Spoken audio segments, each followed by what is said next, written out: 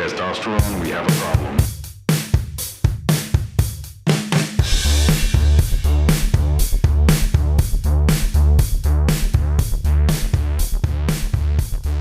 This is Outside the Manosphere, where two guys grow their bromance, non-toxic bromance, their non-toxic bromance, by exploring masculinity, manosphere culture, and joy in the stupidest timeline. Join us.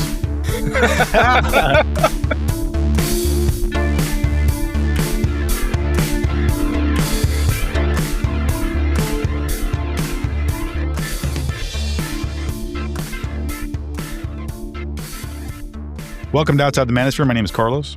And I'm Skip. Our main topic today is inside training camps for alpha males. It's something I know nothing about. Skip's going to inform us all about it. But first, Skip, what is your item for the day's news?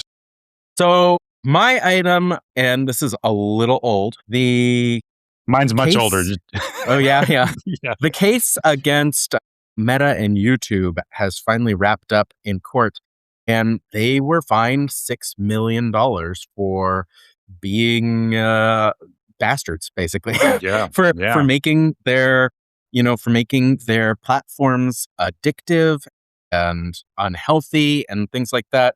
And up until this point, they have gotten around being liable for anything because they're not liable for anything that goes on their websites. But now they figured out finally how to sue these assholes for the design of what gets promoted and the algorithms and things like that, because they're purposefully trying to get eyes, and they're happy to do it any sinister way that they can, whether it's through infinite scroll or rage baiting or whatever. And of course, they're going to fight it. But there's a lot of people, there's countries that are already starting to take on bans with some of this stuff and some more legislation. But additionally, I've heard this, kind of mocked up as the big tobacco moment, where for a long time, tobacco was able to get away with everything and just kind of deny that there was anything, even long after everybody knew there was a huge health risk to smoking. And then finally, there were court cases that broke through, and they're saying this could be the big tobacco moment. And God, what a nicer world it would be if some of these tech companies were forced to change and be more responsible and just less gross. So that's my happy news item is some accountability. Huzzah! I'm just going to break in the middle of recording. Breaking news. Breaking joy. Yes. Breaking joy. My wife just interrupted us recording. She just got her Czech citizenship. Yay! That is phenomenal. This is such a long process. People have no idea. It's so complicated and so expensive and long. and she got it. And that's it. Well, she was the last one in our family. So now we all have our dual citizenship. Oh man, well, congratulations to the household. I heard her telling you. I could hear because you do have the microphone there, and I could hear the smile in her voice. I could hear the smile in your voice. It was a very I felt like a little fly on the wall hearing it all, and it was so nice. Well, our joy is your joy. It actually was. It actually was. Well, congratulations to Jess, man. That's really nice. Thank you. What is your news item? Getting back on track, what is your newest news item for the week? So my news item is a lot less serious than yours. It's not even a news item. It's just sort of like a revelation for me. I was watching Dirty Dancing with Jody. We watched that. We rewatched that from time to time. We watched it this week. Did you really? We watched it this week. Dude, with my older boy. Yeah. So did we. That is so funny. We watched it I thought about you the whole time because you loved that scene of him dancing. That's synchronicity, bro. That was like 3 days ago we watched it. That's so funny. Yeah, we watched it on Saturday, I think. Wow, man, that's cool. Yeah, that's yet again. So my news item though was rewatching it. I don't know if it's just doing this. I haven't seen it since you and I started our podcast. Yeah. But I realized, Patrick Swayze in it, he's a complex character, more complex than I realized. Because he plays like a teenager. He plays like a 19-year-old or something like that, which is hilarious because he's clearly not. But he's a little toxic at times. For sure. like when he like it's I was deciding where I was going to put this. I was just going to put it. This is going to be part of like my petty red flags. Like when he smashes the window because he locks his keys in the car and he smashes it. Like that's his immediate solution. Right. And Jennifer Grey's like, you're wild. Like she's so charmed and dazzled by yeah, she's so into it. And I was like, baby, which is what her name is in the movie.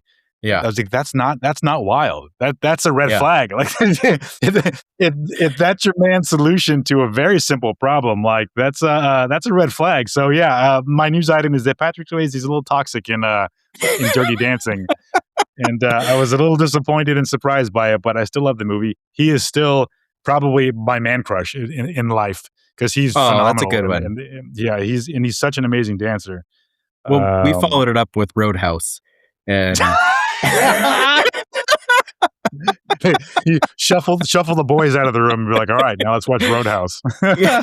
We watched it with the older boy again. And did you? Yeah, I hadn't watched Dirty Dancing since I was, maybe my son's age, so 30 plus years. Yeah, it's a fun movie. It's a fun movie. You don't want to think about it too much, but yeah.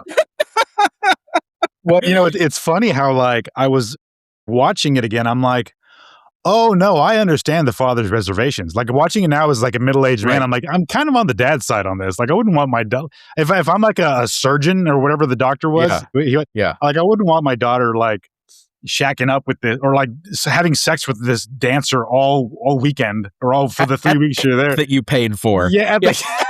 It's like this guy doesn't really seem to be going anywhere in life, and yeah, that sucks for him, and he's having a hard time. But like, do I want my daughter to like fall in love and like run away with this guy? Like, I'm kind of on the dad's side in this. But anyway, Patrick was a sweetheart. I think dance instructors having sex with their students that are there paid for by their parents is just generally not like a great idea. And that goes for most things with teachers. To be fair, I think she is 18 at this point. But I don't know. Was she though? I don't know. But either way, like I remember watching it younger and thinking it was like, oh, it's a love story and the parents don't understand and this and that. But it's like, well, no, they kind of do understand. They just don't approve. Yeah, it is by no means a flawless movie. I think but it's fun. It's fun. I think my biggest revelation this time is the biggest line from the movie is... Wait, what? Nobody puts baby in a corner? Is that the one? No, nobody puts baby in a corner. Yeah. And it is completely out of nowhere. It's not like in context. He just walks up to the table and just says that to the dad with no prior conversation. And well, she happens to be sitting with her back in the corner. Does. I guess it's a stream of consciousness for Patrick Swayze's character in it, I guess. But you would think that there would have been like something earlier in the movie, like during something, somebody, she was helping out with something and she was put in the corner so that people wouldn't see her while she's helping out or something. Right. But there's just nothing. There's no lead up. It's just like he just walks up to the stage, or he walks up to their table at dinner and goes, nobody puts baby in its corner, and then takes her and leaves. And that must have been terribly confusing. and shirt unbuttoned like down to his mid chest. It's like, come on. But you're right. Yeah. It's completely out of context in the whole movie. But that's what really, really stuck. It's hilarious. Yeah. It's hilarious to me how out of nowhere. And I guess maybe that's why it was a big line, is because it's just like, it's like you're walking down the street and somebody just walks up and slaps you. It has no place there. But then he makes it all up for it with the amazing dance sequence right after that. So yeah. Anyway, this is gonna tumble into a dissection of Dirty Dancing if we don't end it right now. Before we move on, I guess I also want to say, if you have any petty red flags that you want to share with us, post it on Facebook, post it on Instagram, or just email it to us. And if they're funny, we'll share them with the world. All right, Carlos, it is season 2, and that means red flags. What's our red flag for the week? Our red flag for the week is misogynistic, quote unquote, jokes. Do you have any idea what I mean when I say that? Like women be crazy, y'all. I don't know. Yeah. Yes, yes. It's kind of it is not even kind of. It is a form of gaslighting. It's repeatedly making jokes that belittle women, often reflecting underlying sexist attitude. It normalizes disrespect and inequality. The first thing that comes to mind, and it's not exactly a misogynistic joke, but it's like a gaslighting. It's in the same family. And I don't mean to keep citing movies, but if you watch Hot Tub Time Machine 2, You're pushing that franchise so hard. dude. Do you get royalties from Hot Tub Time Machine? It is so stupid and so problematic and misogynistic, definitely, and homophobic. There's so many problems with that, but there's so many funny moments. And in it, I forget the actor's name, but he's so funny. He's carrying the whole movie. They're talking about why John Cusack isn't in the sequel. And they don't name him John Cusack, actually, but whatever his character's name is in that. And they're like, he's like, they're like, well, you did try to fuck his wife. And the guy goes, as a joke. Anyway, and that's kind of the misogynistic attitude that I'm talking about, where you say something shitty and you offend somebody, and they're like, I was just joking. You're being sensitive. This is a you thing. This isn't a me thing. This is I was joking when I said you can't drive, or you're being hysterical, or you're on your period, or something like that. Those are all really, really shitty things to say to a woman, but you're saying it, quote unquote, as a joke. And come on, if you're upset by it, I was just joking. You know what I mean? Yeah, yeah. Is that something you have ever? I chose this one on purpose because before I ask you, I guess I have done that. I have done that a lot in my life. I don't do it now. At least I hope I don't. And if I do, it's completely unintentional and not with any kind of manipulative intent. But I've definitely done stuff like that as a young man, and I still cringe when I remember some of these things. Have you been guilty of anything like that? I'm sure I have. The thing so first of all, like with calling a woman hysterical, I think like that goes back to hysteria, and I loved that like the doctors at the time had like, they were like, oh, you've got a wandering uterus. Your uterus is wandering around in your body, making you crazy, which is just laughable. It's laughable that those were doctors at the time. So like, it's hearkening back to that. But yeah, I definitely. So I have, for a long time, I had kind of like, I thought it was fair and balanced, to use a term, but I would say women were crazy and men were stupid. And I think, I've stopped saying that over time because, for one, it is kind of like this, it's kind of toxic on the women's side, but also on the men's side, it just lowers the bar for expectations to say that, even if it might be true a good chunk of the time. I think there's a lot of stupid women too. I'm going to be equal opportunity. I think there's just a lot of stupid people. And yes. Yeah. Agreed. Yeah. And there's a lot of guys that are quite unrational. And I think, we've been taught to pick up on things in certain ways more than others. And, I think when you're a young man trying to make things work and you can't make sense out of the world, it's easy to just be like, women be crazy. But that's the first one. I don't think I did a lot of misogynistic jokes or anything like that, specifically because I've always been friends with women. So I was much more likely to make jokes about men. And I grew up in a family with almost all my cousins were women. My mom had 6 sisters and 1 brother. So there's been a lot of ladies in my life, my whole life. So I had a lot more molding from them than from broy dudes. Yeah. But it's definitely there. So it's the same with me though. Like I grew up in a household of women, and my father was largely absent, which is right along the same lines. If as we discussed in our last episode, when we were talking about the documentary Inside the Manosphere, most of these guys didn't have a father figure. Yeah, and that's going to come up again. Yeah, and even though I was raised around pretty much only women, and I think that's how I developed like my emotional intelligence is just because my mother's very emotionally intelligent, and just being around her and my aunts and my sisters, I think that's where I picked all that up. But again, I didn't have a man kind of showing me the way, and I think that's probably the genesis of all these like the misogyny that I may have presented with as a younger person, and only became. Really, what I became aware of it when I read, and I've cited this before, an article, Why Women Aren't Crazy. When I read that, I'm like, holy shit. Like I am doing all of this stuff. And that's when I really noticed like all these quote unquote jokes that I'm making. Like I'm like dumping it on them, but they're not doing anything. They're just living and I'm tearing them down. And as also part of it is I tease people a lot. Like that's part of my.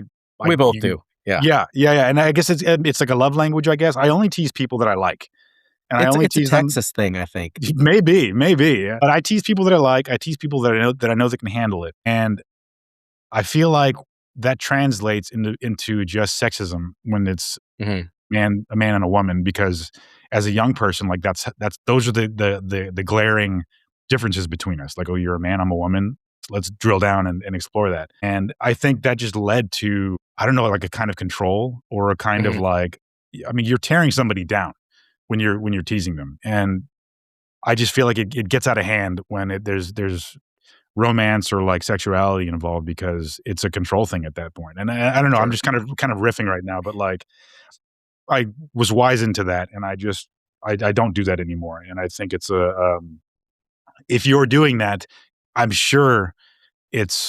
sure, but it's very likely you're not doing it with any sort of malice intention, but it hurts people, and they even the person that you're hurting might not realize that you're doing that, but you're tearing them down. And rethink your approach. Yeah, and to steal something from your wooniverse, if I will, if you say those things, you start to make them true for yourself. That starts to become your reality, even if you intend it as a joke. That repetition starts to make you believe. It starts to push its way in there, and on both sides, the people hearing it and the people saying it start to, even if they know that it's not true, it starts to kind of creep in there in the background, and that affects things in a not so nice way sometimes. But I'm a big teaser as well, and like our family's into teasing, and I get that like from my dad's side. He's from Texas, and I've known a couple Texans that I worked with outside of Texas, and they all were kind of like same. They were all kind of like that, like they all were like, well, buddy, I think you do this, you do that, you're a dumbass, and blah blah blah. But in like, they say it in a way that that they like you and they're joking around. Right. But there's a lot of people that don't get that, and there's a lot of people that take that wrong, and like it's definitely something that in our household, because my wife was always we were always kind of good with that. It was all right. But my older son, he was very sensitive, and he'd take it seriously sometimes. And it's been a little bit of a tango, a little bit of back and forth, like him learning to take the jokes as they're intended, me learning to be softer and not say some jokes that I might otherwise, and things like that. So yeah. Right. It's all about kind of like adjusting to your audience. Yes. And like my intention isn't to make you feel bad. So I'm not going to blame you when you feel bad. I'm going to like adjust to make sure that if I don't intend to make you feel bad, I'm not going to. Right. Right. That's a good way of looking at it. Yeah. If you just got to think about it. You reminded me of is exactly the same thing with my niece, because she's at the same age as your middle guy. Yeah. When she was really small and I would tease her, I would hurt her feelings, and like my sister had to explain, like, oh, it's because he loves you, and this is like he's only teasing you because he loves you, and this is how he shows affection. And now, like when we pop onto her like FaceTime or whatever, I'm like, what's up, nerd? And she bites back now, but it's like it rolls right off of her back, and she knows that I'm only doing that with affection.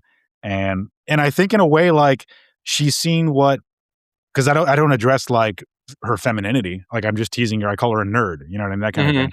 And like, she knows what healthy teasing is like, right? So when she encounters like a douchebag that's going to like present her with these misogynistic jokes, she's going to be like, well, something's off.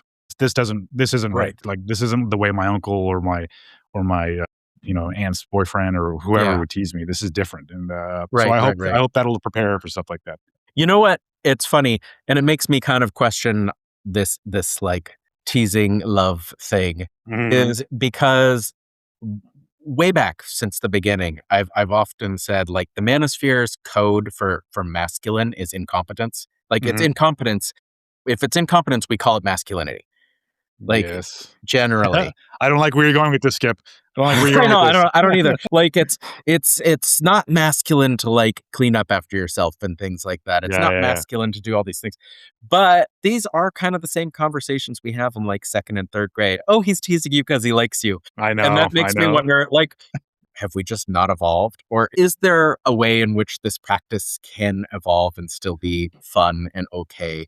Right. But yeah, I think I'm gonna have to examine this a little bit more. You know what? I will too, but I will say like to change that behavior in myself would be, I mean, it is deeply rooted and like, and I like making people laugh, and I can make my niece laugh when I tease her. Yeah. And you know, I can make people laugh when I'm teasing myself. You know what I mean? Yeah. And I think that, I mean, yeah, you can call it a defense mechanism. You can call it like an inability to express like actual affection. And that would be true, I think. But I mean, there's also got to be some comedy in there. And like, yeah, I could like, we've talked about this before. I could make it funny in a different way. Sure. But I mean, at this point in my life, come on, I'm an old dog. I don't want to teach myself new tricks here. Well, I think, and you know what, I'll come back around a little bit and say like, especially when it's about ourselves, a little self-deprecation, a little humility. It's not a bad thing necessarily. If you can't tease yourself, you shouldn't be teasing other people. Exactly. I think that's a good way of looking at it. Yeah. You should definitely be able to take it. If people can't say something about you and you can't laugh it off, then you can't dish it out. It's gotta be, if it's a love language, it's gotta be a love language both ways. So yes, I think, agreed. and I think that's something that we definitely manage in our household. Well, what do you think about, I mean, I guess I'd have to really think about it as well, because I don't think this was really an issue for you. What do you think about these misogynistic jokes? And we'll wrap it up here. This is getting longer than I expected. These misogynistic jokes reflecting underlying sexist attitudes. Like, do you think somebody kind of like tearing down a woman with jokes, quote unquote, is actually expressing some kind of like sexism? Or do you think that that's just a weird warping of their personality or their sense of humor? So I'll answer this slightly differently. At best. So if it's, you know, you've got some examples down here about like women are too emotional, women can't drive, you're overreacting, whatever. At best, it shows unoriginality and like just kind of going with things they've heard and not like being able to like really pay attention and say something different, say something interesting, say something intelligent. But at worst, they actually believe these things and they, you know, and they're kind of proliferating them. But I think the first one is enough for me to just be like, get a new joke. You know, like this isn't funny. Like it's not funny anymore. Like you gotta do something. I had uncles that like all of their jokes weren't jokes. It was just repeating things they'd seen in a movie or a TV show. And it was just kind of like, I can only hear so much fucking Austin Powers, man. Like, like get some new shtick. That's funny. So at best, get some new shtick. That's what I'd say. Yeah. All right. Yeah, I think I guess it also depends on what is being said, because I think something like saying you're overreacting, you know, as a quote unquote joke. I don't know. That's just more manipulative than comical in any way. You know what I mean? And I guess if you're repeatedly saying that, it's expresses more of a belief than a dismissing of the argument or whatever they're brought it up in the first place. Right. And also your overreacting is one of those traps. It's one of those verbal traps that you put on other people, because then the only way they can prove you wrong is to not react. Right. Or it also gets them talking about the reaction versus like the actual issue. Like, well, no, let's go back and let me address this now so that I can explain to you why I'm not overreacting. And it's just like this tangle of a manipulative tangle, which is, yeah, like I said, I've been guilty of that. And I feel like, I'm sorry, I don't mean to cut you off, but I feel like it's all right. If you're saying it in that context, that's what you're doing. You're just muddling the argument. You're muddling the conversation so that whatever issue is underlying can't be resolved because you're probably wrong and you're just twisting it into another direction. Yeah, and whether you intend it or not, I'm standing by it. It's a verbal trap. Saying something like you're not or you're overreacting is a verbal trap. In the same way of like, there's certain times where it's like acceptable if it's backed up with some evidence and things like that. But like saying you're being defensive or whatever, there's different things that you can say where it nullifies the ability to respond without proving the other person's argument in some way. And that's just kind of a shitty thing to do. Just have a nice conversation, have a conversation about the substance. You don't need to, like, I think a good thing to do is it's not necessarily, you can make jokes in a conversation that's serious, totally. But if it's like a joke that's a judgment that's intended to shut down avenues of communication, it's not going to work out well. Yeah. That's what I'd say. Agreed. You got a petty red flag? I do. I was having a real hard time coming up with some, but okay. My petty red flag for the week is cars that are unnecessarily loud and motorcycles. Just okay. I think in high school, I remember standing around with people and like a car would go by and it'd go, and like, put a noise thing on it and we'd all just stand there. Oh, that guy's penis must be so big. Of course, being sarcastic and like, this is some overcompensation. Like there's something wrong that you feel the need to like, it's not a pleasant noise. It's not like you're blasting the Ride of the Valkyries or something fun or funny. It's just, you're just making a lot of noise so that people have to look at you or stop what they're doing. You're just being an asshole, really. Can you imagine if that's what your flex was? You're just like blaring Ride of the Valkyries. I mean, it'd be better than just like having a loud car. Like, a loud motorcycle. It's just that'd be hilarious. It was much more memorable if you're playing Ride of the Valkyries than just blasting down the road with your exhaust. I wonder if there was something in like pop culture that like when you see this muscle car or this ridiculous like souped up vehicle, that your brain automatically goes to, that guy must have a big dick, because I thought the exact same thing. I've said the exact same thing out loud and in my head when I hear something like it going by. I'm like, hey, he's probably got a huge cock. Yeah. Again, being plainly sarcastic. Obviously, No, he's clearly overcompensating. Yeah. So do you have a petty red flag for us this week? My red flag, it can cross the gender spectrum, but I think it kind of focuses mainly on guys. Dinner table manners. If the guy's chewing with his mouth open, hovering over his plate. We were watching an episode of The Traitors with Michael Rappaport was in the most recent one. And they purposely cut to him like holding a dinner plate in his mouth. Oh, yeah. And he was like scraping food into his mouth.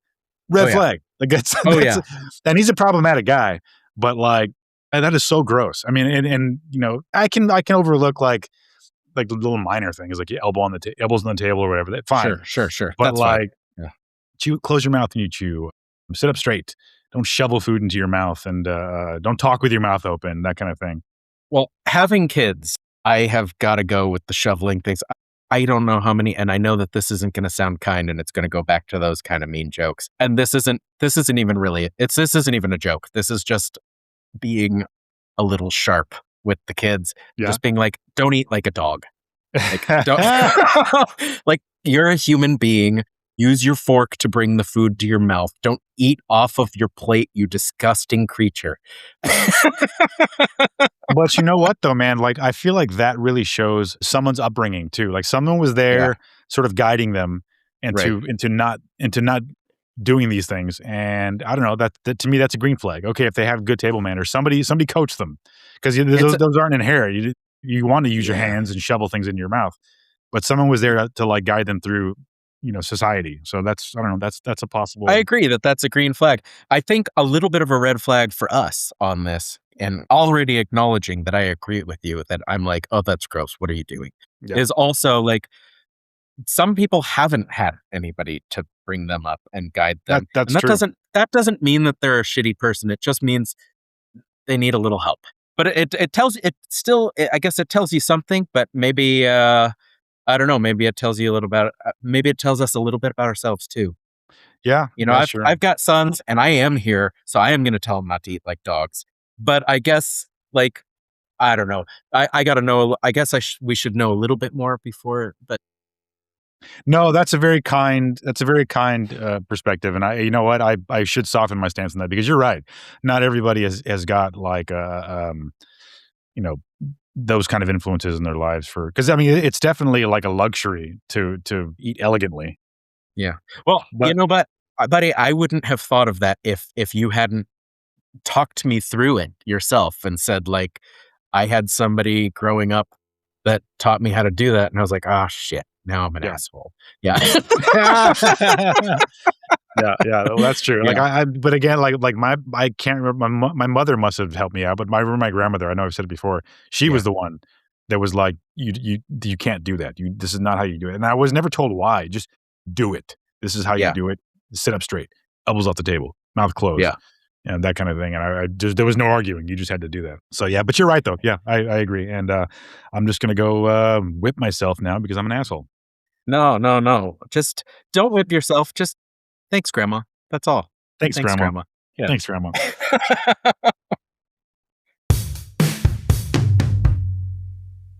So, Carlos, have you ever heard of alpha male training camps? I have absolutely not. I have no idea what this is about. So I heard a report on this and I started looking into it a little bit more. And unsurprisingly, as we might have learned in the Inside the Manosphere conversation, these things are largely to make money. There's one I found that was $18,000 for 3 days.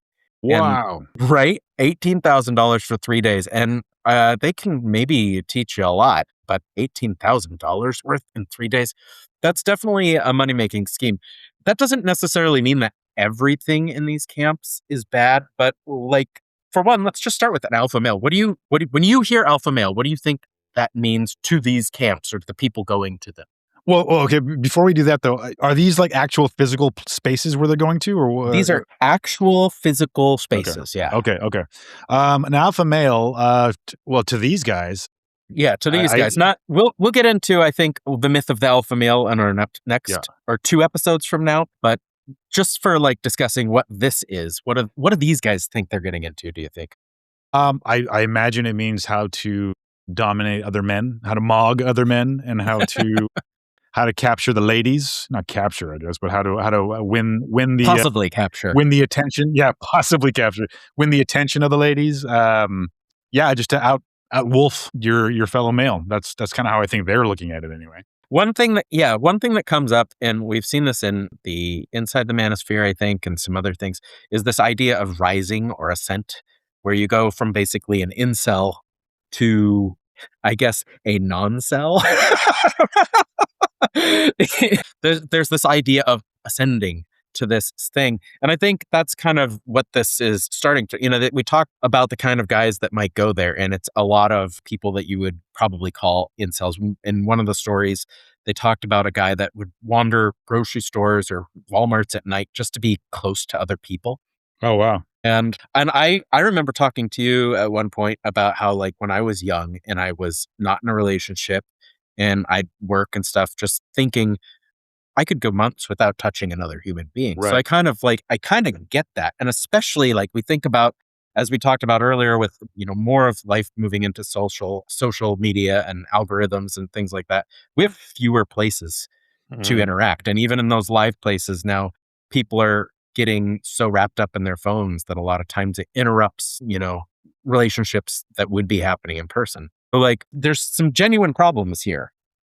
These are guys, generally they're struggling. They're not guys that either clearly they could afford therapy if they can afford this thing. But one of the things that kept coming up, and it's something that we talked about, in the Manosphere thing, and it's something that we talked about with people learning to eat properly, not eating like dogs, is just like having somebody around that's got your best interest at heart. A lot of these guys were like abandoned or abused or something like that.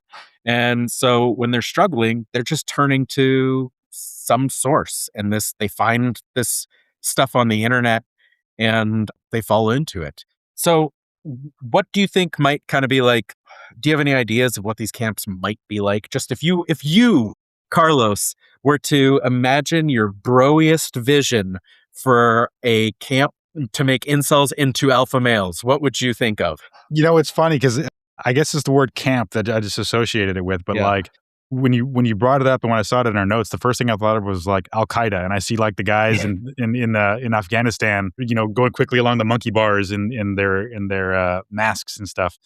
I don't see anything sort of athletic. I think of it as like a social hour. I think of guys with like cocktails and like fancy clothes and like trying to impress one another. It's really funny the way like and all that is influenced by watching the documentary Inside the Manosphere. Yeah. That's kind of my thought now, but there's got to be more substance to it. I mean, what did you find out about it? I don't have a concept of what's going on in there. So I think there's several of these alpha male training camps, and there's different mixes. But what I did find was, so there is fitness stuff. They make them do like running or push-ups or something, and they get in their face and scream, kind of like a boot camp. Right.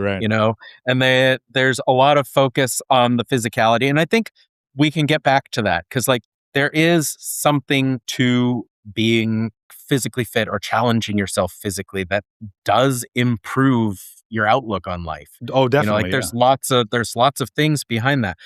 But on the level of, when we think about boot camp and it's just like, you dirty maggot, you piece of shit. There's kind of that, but then there's also in some of these a weird mix of vulnerability where they're like yelling at them derogatorily, but also about something that's really vulnerable, like something that they'd be really vulnerable about, like not having sex with their wife or something like that. Right. And airing it in front of all these guys. And so there's this kind of brutal toxicity, but also something that's really healthy, which is getting, like we've talked about, getting air on that wound.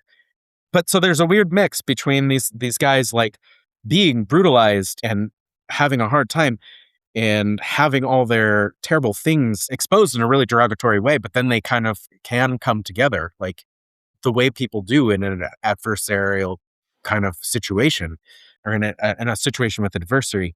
And so there's also some really healthy, nice things in there. Right. It's a weird perversion of like therapy. Like there's value in it, but there's also, like as you were saying before, toxicity, and that's eating away at an already exposed issue. Right. And it's almost like, and we talked about this with Dr. Pete about like code switching. It's like bro switching so that they can get to therapy things in a way that feels manly. Right. There's like this dialectical thing of like, we're going to talk about this in the way where I'm going to turn you into a fucking man instead of like, you're going to deal with your problems in some way, Yeah. And so there's a lot of interesting things, but I think the focus on, alpha male is just like a shorthand, right? It's like a symbol, the thing that's really underlying all this is struggle, right? That's what it comes down to, is that men are struggling. Women are struggling too, but men are dealing with it in a much different way. And I think the lack of interpersonal things is really shoving men onto the internet.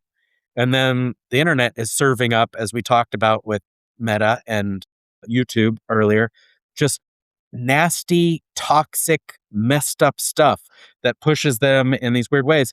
But some of these, you could see them being really good. Like you could see them really, really being good because like there's stuff where they talk about holding space and like therapeutic things and stuff like that. So if you could take all that bro energy and like harness it for good, it would be amazing because it's not all terrible, but the way they're focusing on solving some of these problems is ridiculous. You get rocketry or like the polio vaccine. You harness that bro energy and you get good shit. Turn it towards like learning how to be vulnerable in what they perceive as a manly way, and turn it towards, learning that the alpha male, as we'll talk about next time, the alpha male isn't the most powerful one. It's the best leader. It's the one that keeps the group safe. And like, if we could harness that and refocus it, man, we could turn these bad dudes into, which are mostly not bad dudes. They're just like kind of fucked up. Turns out. I feel like, I don't mean to bring politics into this, but I feel like this sort of hard right conservative like bend that the world, not just the US, but the world has taken, is almost the best. This is like the fever before it breaks. You know what I mean? Because I feel like it's gotten so gross now that people have had enough. And you can see that in all special elections and things that are going on right now. I feel like I really, really honestly, I'm not just being optimistic. I feel like this is a temporary issue. I think this is all going to go away. And again, might be naive, but I do feel like this is a fever. I think it's going to break. This is also, I think, a lot of men's response to the internet and connectivity and people not needing men the way, and I say people, but people not needing men the way that people needed them in the past. And not that a man is becoming like irrelevant. It's just that everyone's equalizing a little bit. You know what I mean? And like, I feel like this is almost a response to that. And I mean, we went hard left like a few years ago, and this is part of the reaction. And I think it's just we've seen how that looks when the pendulum is. Well, we've seen how the pendulum looks now on the right. We don't like it. I think most people don't like it. So I do think this is a temporary thing. And these alpha male training camps, I hope, will be looked upon historically as an embarrassment, and I don't know, maybe analyzed from a bird's eye perspective, and it'll all make a lot more sense than it does now. Well, my hope, and I think this is the hope, is that as these things evolve, they take those good parts, like those therapeutic bits, and they just make them less toxic. And it does become about creating those connections and learning how to be better. And like, there are things that immediately, and you can see how guys would walk out of this camp feeling so much better because they've made connections, they've done some physical activity, they've been outside, all things that research shows makes you happier. It would give you a big hit immediately. So like, keep those nice things, keep those things, and teach men how to be healthier. I also I think about this, and the thing that comes up in Inside the Manosphere and these reports over and over again is like these men were abandoned or abused by parents, and usually it's fathers. And one of the things that is nice about that evening out is that fathers have always been the ones generally to abandon their kids. And with the changing expectations, and hopefully the expectations that even if you get divorced or whatever, you're still expected to be a father. Right. And you're still expected to be in a kid's life. That changing expectation could get rid of a lot of this nastiness if most of these men are coming up being abused or abandoned. If we fix that, if that men feel like disposable by their male role models, then they're going to have more self-worth. And like, that's what a lot of this comes from, is it's from a lack of self-worth. Yeah, worth. Definitely. And it's a lot of sadness, and it's a lot of loneliness and insecurity. Man, let's fix that. Let's fix that. And the way to do that is to expect more from men. And so I think that's one thing that's, even though men are reacting to it as like, this wasn't our role, this was never our role. It's good. It's good that it's your role. It's a way to make sure you are actually alpha mailing and taking care of the next generation. Right. That was a Chris Rock bit where he was talking about when he was saying how people were like, "Oh, I take care of my kid. And he's like, "You're supposed to." Yeah. this was like way back in the 90s. He's like, "What? Why are you wanting me to celebrate? You're supposed to take care of your kids." So yeah, hopefully that is what you were describing, where it's becoming normalized to, like, you have a kid. I mean, it's pretty normal now, but I mean, there is clearly there's a group that are still finding it okay to like create a family and then leave them. Sure. And hopefully, yeah, no kidding. It's like 11 kids. I think it's like 29. I don't know. Oh wow, I didn't know there was so many. But anyway, I don't know. It's becoming, hopefully it's becoming a little more unacceptable for that to be. It's much more public now, much more known when people are doing that now. So, well, you know what's something else that I caught from one of these reports is that he was talking about, and this was on Fresh Air, a guy that was investigating these, how these men started calling each other brother. And he was like, it turned me off a little bit, but then I kind of came around to it. And I will say that, like, so we watched Top Chef and Master Chef, and then also in another more of a theme like The Bear and stuff. And like I love the way chefs call each other chef. I love the way on The Bear they called each other cousin.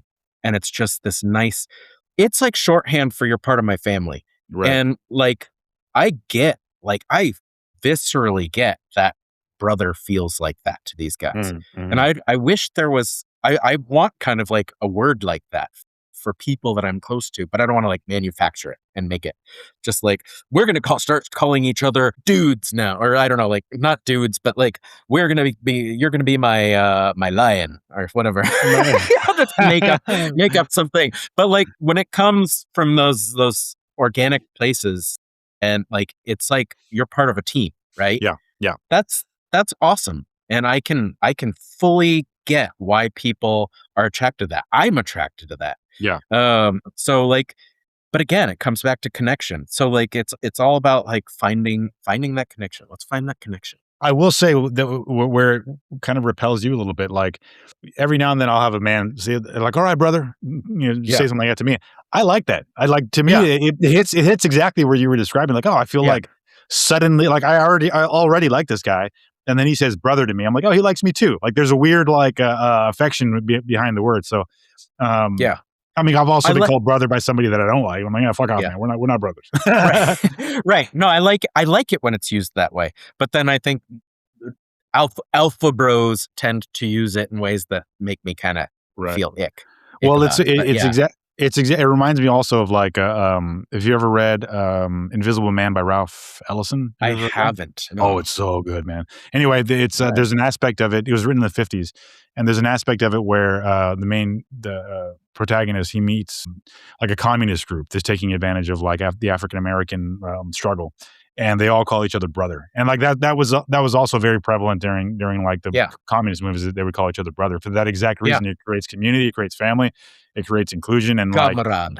That's more of like friend, I guess. But anyway, they would call each other brother. And I'm like, that's it's powerful. It can be very powerful, and it's been co-opted. So this was an NPR Fresh Air. Was a podcast or I guess broadcast, the same thing? There was broadcast, podcast. I also pulled from some other things that I'll put in the notes, an NBC News report and some stuff. But it was interesting, and I think next time diving into the myth of the alpha male and where that came from and why it's all fucking wrong. Yeah, I'm looking forward to that because we're going to reclaim alpha male. We're going to reclaim it. I mean, I have some thoughts about it. I guess I have some immediate thoughts about it, but I don't have any sort of like informed thoughts about it other than my own experience. So we'll dive in at some point. We're gonna knowledge mog, or we're gonna knowledge max, and we're gonna mog the dum-dums that think alpha male is about being some kind of lone wolf killer. Yeah. I like the word dum-dum, and I like the way you enunciate it. It's always tickled me. Dum-dum.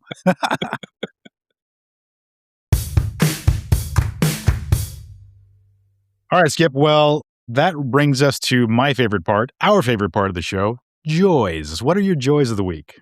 Yeah, well, the obvious one we broke in with earlier, which was my wife got her citizenship. Fantastic during news. This podcast, people. Awesome. You heard it here first. Yeah. Or maybe not if you heard it from us and this is coming out later. Anyways, also it was our 10th anniversary and we had a karaoke party, which was fun. And I hate singing in front of people. I sing all the time. My family is like, what are you talking about? You sing constantly. And I'm like, yeah, but I sing quietly and people don't actually pay attention. And so I got up and sang after several beers that I way too many beers that I felt bad about the next day. And also it was puzzle weekend, which it's really unfortunate that these things happen at the same time almost every year. But Harvard does puzzle weekend every year. Okay. And it's like really complicated, fun, multi-step logic puzzles that I've been doing for years and years, and another friend of mine's been doing for years and years. And we used to do it together in person, but now she's in the US and we tend to do them separately and just be like, how many do you have? I have this. Oh, I have this. And then we'll check if we get really stuck. Do you guys compete? Are you competing with each other? Like kind of quietly? No. We pretty much always solve all of them, which is pretty good. Keeps the old brain nice and rust free. Well, link me to it because like I'm interested, but I also like logic puzzles. Like the quickest way to make me feel bad about myself. These are real complicated a lot of times. There's some jumps. Once you do a few, you start to get the hang of like the leaps they're looking for. But it's fun. So those were my things. Lots of little fun weekend things and celebrations. How about you? What's your joy? I've got a few. I've got a few. So I've satisfied. Well, I've massaged a few of my New Year's resolutions by I installed a ceiling fan, two ceiling fans that replaced and installed two ceiling fans that I wanted to make our house a little more like homey and our spot. Yeah, I've been putting it off for a long time, but I did it. I did two of them. That's competence. That's not incompetence. That's the kind of masculinity we're looking for. Well, I will say that for the first one, my father-in-law was sitting in a chair, like pointing at stuff, so he was helping me out with it. Second one, I'm like, I can't have that again, so I did it myself, and he was alpha mailing you. He was definitely alpha mailing me. Which also ties into procrastination because it was something that I've been just dragging my feet to do. And done. I did it. So that was part of my resolutions. We also voted to ratify our collective agreement in our paramedic contract, which is nice. Go unions. Yeah, I was quite satisfied with all the things to it. So that happened. It felt really good to be a part of a collective that's I've never been before. So yeah, it was nice. Union brother. Yes, I'm a comrade in my union. Quickly here, something like 30 congressional seats have been flipped to Democrats.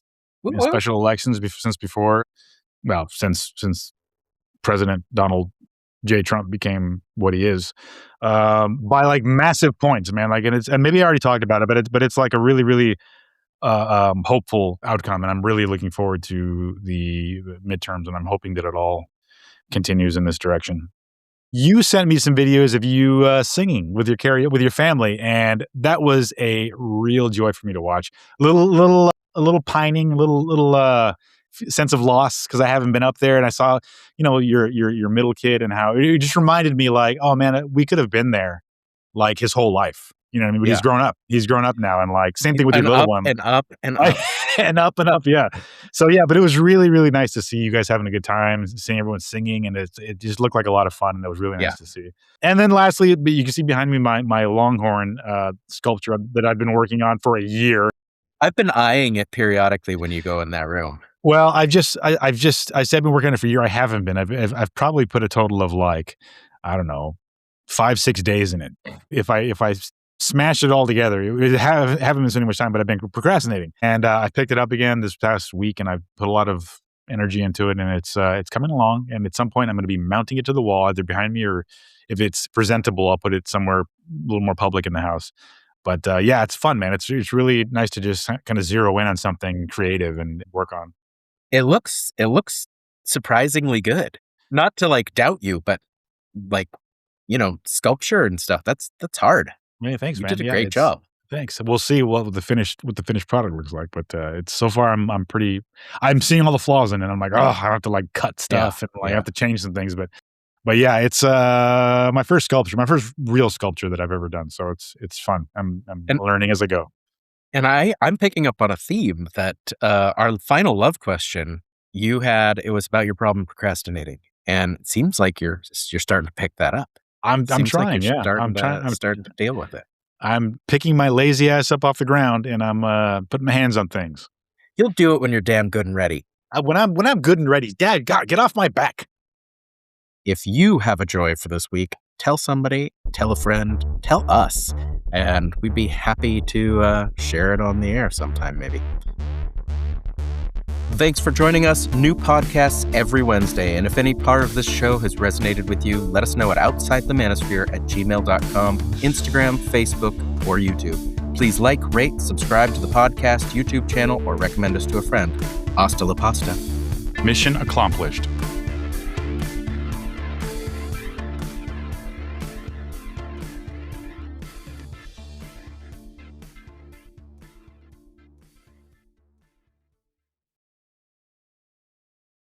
Can I interrupt you? Yes. Guess who's on checks? Oh, hold on. Hey! Oh!